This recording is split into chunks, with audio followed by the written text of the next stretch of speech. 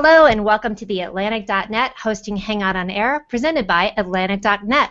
I'm your host Mia Voss, and on this show we're going to be discussing key topics within the hosting industry at large, and we're always going to feature industry-leading guests for the subject on hand. So our guest today is Gabriel C. Murphy. Let me read to you about him. He's a serial entrepreneur. He's co-founded 4 internet companies and is a subject matter expert in applying development technology to a business in an effort to help management obtain performance insights or gain a competitive advantage through homegrown software. He's also a distinct...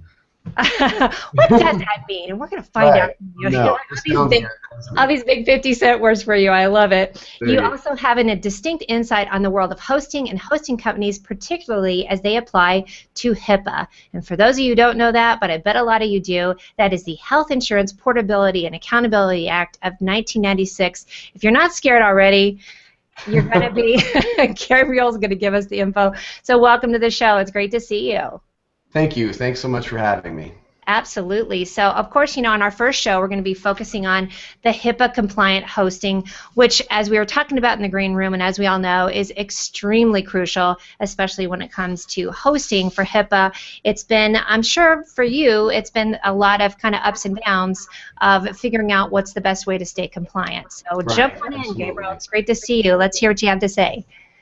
Sure. I mean, so I've been in the hosting space since 1997, and back in 1997, HIPAA doesn't exist, but we still had issues relating to, as a hosting company, relating to how to deal with sensitive information. And so it was from that roots that we started best practices of encryption, of hosting sensitive information not on shared services but on dedicated hardware. So a lot of these practices that have become implemented in HIPAA were really born out of best practices, I think, of some of the pioneers in the hosting space. So having been in the hosting space now for 20 years, I can say it's amazing how the adoption rate has been so slow, broadly speaking, amongst some of the bigger hosting companies. And I think the reason for that is the increased regulation for HIPAA requires a capital expenditure component that a lot of small hosting companies cannot afford. Rewind 15 years ago, and in the hosting space, it was very easy to start a new hosting company and not have to worry about HIPAA compliance, Sarbanes-Oxley, and the plethora of other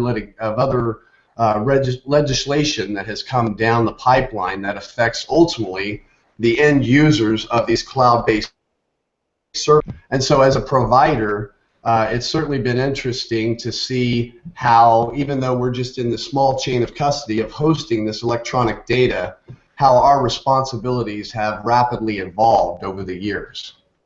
So it's a little bit of a mixed message because it's moved slowly. I mean, it's passed in 1996, obviously, right? So, but yet, it's you guys have had to jump through hoops and make sure that you're compliant. You mentioned legislature. Can you tell me what one of the first things that passed? And I'm sure it was as a result of some type of information that was sent over the internet that was not compliant and somebody's privacy. I'm assuming that's what happened.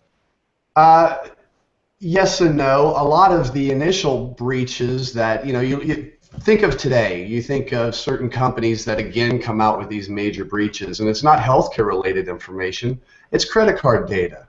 Right. But it's still information that has to be secured. So those best practices still apply. We could be talking about HIPAA, we could be talking, it's still sensitive data that needs to be handled properly with certain access, make sure it's backed up normally on non-shared data, non-shared media, excuse me. And so, HIPAA, even though it was signed into legislation in '97, it's still evolving. Just in February of last year, we got a ruling from the government on what defines a business associate, which applies to all hosting companies. Sure. And so there was additional language implemented into legislation that better defines it. But my point is that it continues to evolve.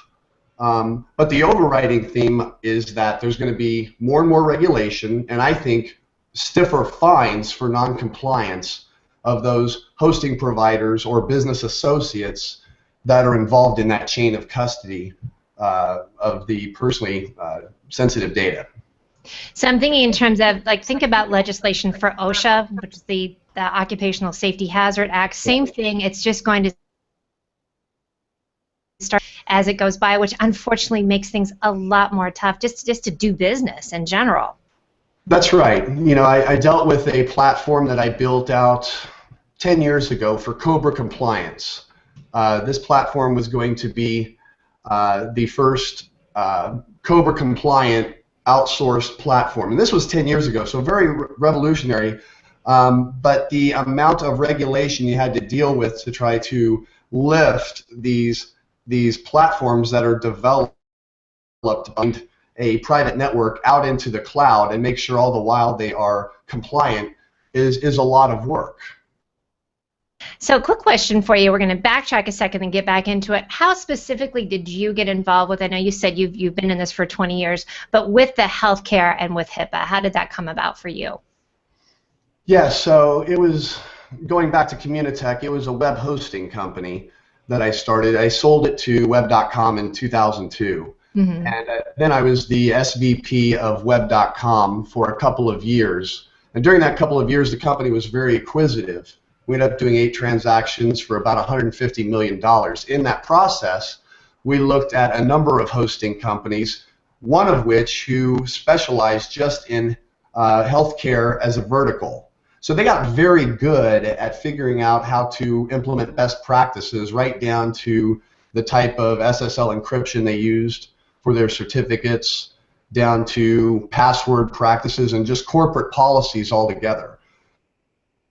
Learning that applied the idea that, okay, ultimately everything I believe is going to be outsourced in the healthcare industry, a lot of it, including COBRA. And so that was a platform I built to provide outsourced COBRA administration. And then I've done 2 other platforms for companies that want to create a platform to automate a healthcare function. And so you end up taking companies that are stuck on antiquated hardware that have not embraced the cloud because of all of the uncertainty around the legislation, around hacking and things like this. And so it's been a slow process, I would say, for a lot of these companies that have to comply to HIPAA to make that transition.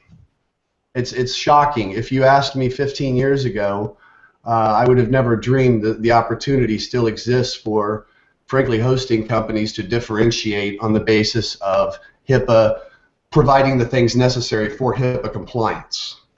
Again, with the slow, fast, mixed message, right? Right.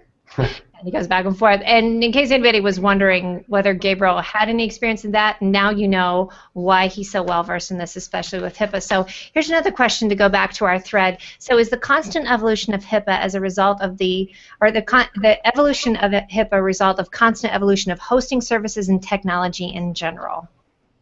I'm sorry, I had a hard time hearing you on that. Could you repeat? That's okay. Is the constant evolution of HIPAA as a result of the constant evolution of hosting services and technology in general? I think we touched on it a little bit, but do you feel like that? Question. Yeah, so high tech is really the biggest evolution, if you will, of HIPAA of late. Sure. And that was passed under the Affordable Care Act that got, thrown into that legislation in 2009. And just last year, that legislation was amended. People continue to bicker over definitions that, while may seem inconsequential, are very severe depending on the interpretation of it. Having said that, a lot of companies, for some reason, just don't take the time to take the steps necessary to properly comply and don't have proper counsel advising them on these things. You see few companies that are leading within the industry because they're differentiating on the basis of HIPAA compliance. No longer can smaller hosting companies that provide their services out of another data center that has inferior service practices be providing services for these companies. And so it's very difficult to then differentiate your customer base on the segment of healthcare versus non-healthcare. all good companies will ultimately apply. And anybody who has sensitive information, whether it's healthcare or otherwise, I would be staring my hosting company in the face, asking them if they have these best practices implemented within their organization. Definitely separating the chaff from the wheat of who has it together. And I mean, I know it's tough on companies. I'm sure obviously there's always going to be an economic implication to changes like this. But again, you got to kind of rise to the occasion for these companies too. Let's move on to the next question real quick. And if you're just tuning in, you're watching the Atlantic.Net. Hang on in there. I have Gabriel C. I don't know what C stands for, but I like it. Gabriel C. Murphy. And he is an expert and is giving us the 411 specifically with HIPAA compliance on hosting. So here's my next question. How quickly after HIPAA's passage did hosting companies have to update their standards? You know, I don't recall in '96 with the legislation how quickly the deadlines were. I believe they were spread out over a period of time, just like it was much like the Affordable Care Act now. When those big pieces of legislation come down, they're implemented in phases. Today we've got all of those implementations in place. Those deadlines have passed, yet there's it wouldn't take much for a person to find companies that disregard HIPAA compliance, don't question whether their hosting company they don't have a business associates agreement with their hosting company, who may not be be able to provide HIPAA compliant services as well. So I'm not sure exactly when those dates happen, but I do know that as we sit here today and going forward, there's going to be more regulation around it, and fewer companies, I think, are able to continue complying with the government regulations. So that's going to make it less fragmentation in the hosting space and additional concentration, which, as an observer, I've seen for 15 years now. And you started when you were 12, right? I think I was 10. Yeah, something like that. But that's what's great for you and for anybody that is consulting or working with you, is that you have the history of it, which is so important, because it is hard to follow that bouncing ball and to stay compliant. And again, let's go back to cost implication. Won't that be hard for companies if they can't even understand what the government is asking them to do to stay compliant, right? Well, there's two pieces to it. So, companies typically have applications that they're running that has data that has sensitive information to it. They need to put that data on servers and outsource that. So they cover themselves by finding a hosting company that has the credentials to do HIPAA compliant hosting. No hosting company can say we can certify that you are HIPAA compliant, because they can certify their hosting meets those standards, but the ultimate obligation rests with the quote-unquote end user, in this case, the person providing the application. So my servers are with a hosting company, but I, as the person in charge of that personally sensitive information, it's important that therefore I have secure sockets layer and create good high-end SSL certificates and have good password policy management, things of that nature. So it really bifurcates between the hosting representation and then the obligations of the end user to comply with HIPAA. So then it gets even more complicated, correct? Oh, yes. So quick question then, what are the most challenging aspects of becoming a HIPAA compliant for a hosting company? Say that again, I'm sorry. What are the most challenging aspects, you think, for becoming HIPAA compliant? And then after that, walk us through the process of what you need to take for being a hosting company to become HIPAA compliant. Because I know there's a lot of steps, obviously, and you've already kind of gone through a few. And I would say, just thinking about all of the various things, first of all, your data center. If you're going to have your own data center or your hosting company is going to use somebody else's, that data center must be SSAE 16 Type 2 certified and audited. So that right there goes to the CapEx issue I brought up. Choosing a company that has longevity and has their own data centers that they own and operate is a pretty important factor. Beyond that, they will have no resources that are shared for any customer that's using this service. So if they represent our servers are HIPAA compliant, there would be no other customer able to access those servers, including any backup equipment, other than that customer. Another example would be providing secure sockets layer support. Many hosting companies already do this, so this is one of the small things. But small things tend to get overlooked. Oftentimes I'm on websites entering information and I realize, wow, there's not even an SSL certificate on this site. We've probably all had that. So that's where you know things get sloppy, whether it's the, and that lies with the end user of that particular service. A totally private hosted environment is critical. Again, no outside access to any of the information. Implementation of things like two-step authentication wherever possible, having good password policies. There are good websites I use all the time to set up 15-digit randomized secure passwords. And when people get their passwords, they scream about it, but that's what good security is all about. That must be the type of password that has the 15 letters, the exclamation point, the lowercase, the uppercase. All those things that you have to actually write out. And this website that somebody that I know developed will do it phonetically, so I don't know what that character is. You can say, okay, that's an asterisk, pound sign, dollar sign, anyhow. Right, so, right. The point is that, and it's all at the end of the day, to me, common sense. If you can invest a little more money and get a secure sockets layer with ECC encryption technology, I would do that because the government requires that for all government, anything you're going to bid on. If you're a healthcare provider looking at government contracts, things of that nature, it's not the thing to take cheaply or brush aside.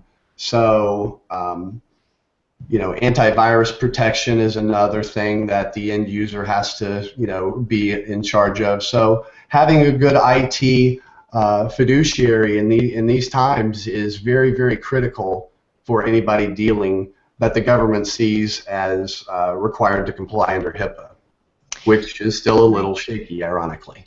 Right, right. So definitely spending the time, the money, and the effort now because it will cost so much more to fix things later on, correct? Oh, absolutely. There should be a sense of urgency for any provider that continues to think, gosh, HIPAA, I'll deal with it in next year's budget. Or I hope Johnny, my IT guy, knows what he's doing.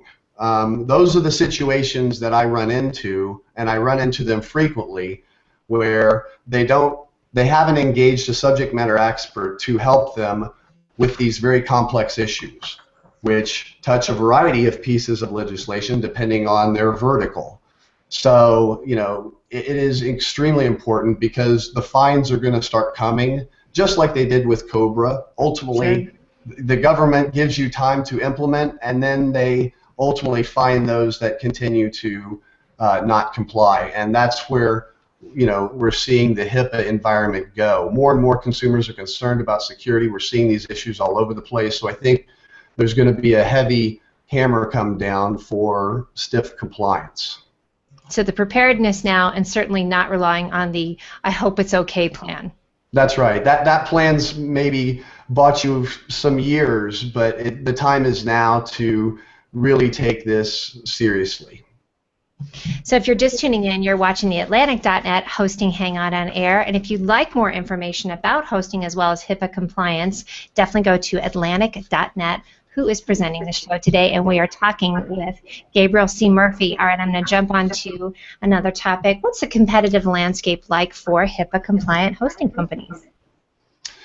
Yes, and as I alluded to earlier, it is shrinking. I think that there are brand names in the marketplace, including Atlantic.Net, that stand out from a lot of the other hosting companies that don't lead with these compliance matters. Instead, they'll lead with things like price, as a good example.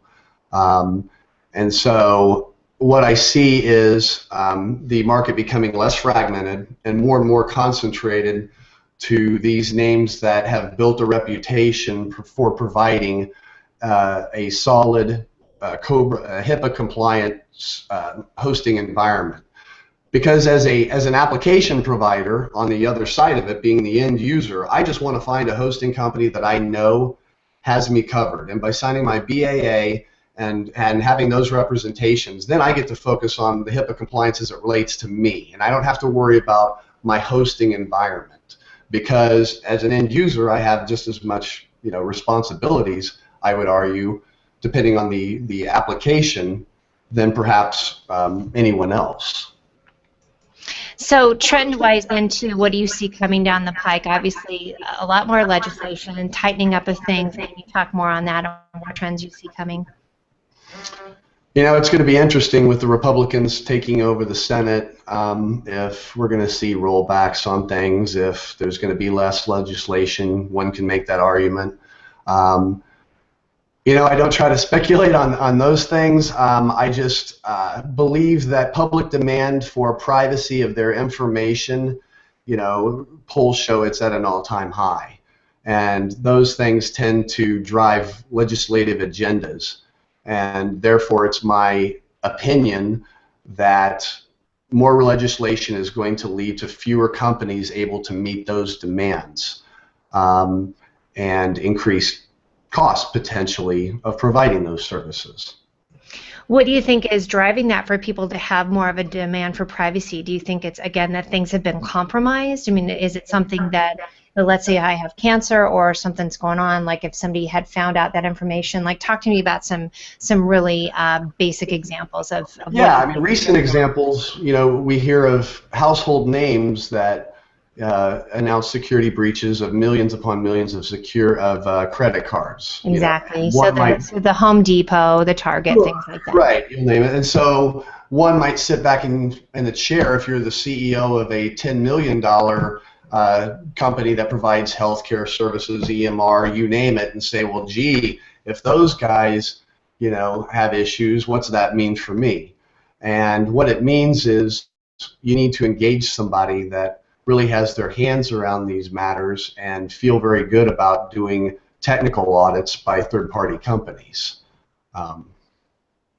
Gotcha. Here's another one. Let's go back to the GOP, because whether or not it's bipartisan or not, we have to know things have changed. The parties have changed even in this midterm, and so we have another 2 years before our next president. But right. I wanted to find out how specifically would the GOP peel back aspects of the HIPAA. As you said, it is in privacy. It's at an all-time high demand. Wouldn't peeling back those be politically unpopular? It wouldn't necessarily. Yeah, by peeling back it wouldn't be peeling back the necessity for security in those practices. It would be more clarifying the chain of custody and who has liability with them there. As a hosting company, if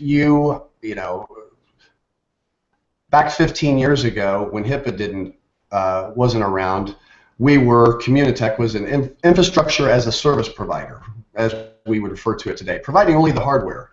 So you customer would put your application on our infrastructure, and we had no idea what was going on. So it was almost the wild, wild west. See no evil, hear no evil. Now that no longer applies. And so I think that the GOP will probably just clarify, which will help lift the cloud of uncertainty. A lot of people aren't even sure, I think, companies, whether or not the way it's written, does it apply to me or doesn't? I'm not sure about the cloud. I hear these problems going on, and I'm just reluctant to make that decision. I can definitely see some confusion on that, but I think there's always a good thing changing up the parties, and that just shakes things up, and Yes. it gets things a little more clarified too. So, and I know we just touched on it too, but any potential major changes or challenges for HIPAA compliant hosts over the next several years? Obviously, we just talked about the change in party, but anything else you can fill me in on that, and then we're going to wrap it up soon. Yeah, so additional, again, I'm going to go back to my, increased regulation. You're going to ask what? I don't know. They'll find something. Right. In terms of now hosting companies have to have, XYZ in order to mandate this, or there'll be, some more, whether it's the trade association going to dictate additional requirements to stay involved in the trade association or things like that. It's an ever-evolving process, as it should be, because the underlying technology is moving so fast. Right. You have, again, double tracking things. You've got, the HIPAA itself, what's going on, and then you have technology. You never know what's going on with that and how that's going to change too. So, That's right. All right, great. Well, where can we find you, and what's your call to action for us? Well, you can find LinkedIn. If you're interested in learning more about my services, please feel free to connect with me on LinkedIn. I'll be happy to accept you, and I appreciate talking about this. It's not the funnest thing to talk about, but a very important matter that a lot of companies have yet to address. And the time is now to get these things addressed, because again, I can't emphasize enough the consequences of waiting on companies making that move into the cloud and finding companies that can support their HIPAA requirements. And I would say, one of the biggest messages I'm picking up from you, again, is doing your due diligence. It really is up to everyone, just to find out, just to find the right company, make sure everyone has their ducks in a row, because you're right, the consequences can be devastating. That's right. Knowing the questions to ask, being educated, having confidence in your IT department, and if you don't, you can pick up the phone and call hosting companies that can guide you along the way. These hosting companies, the big ones, have complied with all of the requirements and can help you easily transition your business and feel confident that from a hosting side you are covered. And with that, we're going to sign off. And speaking of which, definitely go to Atlantic.Net. You can find out more information about hosting, about HIPAA compliance, and we are going to post all of the links here on the event. If you would like to be invited back for the next event, please comment here on the event. We're also going to put Gabriel's information on there. And thank you for joining us. Thank you very much. It was my pleasure. Thank you. Thanks.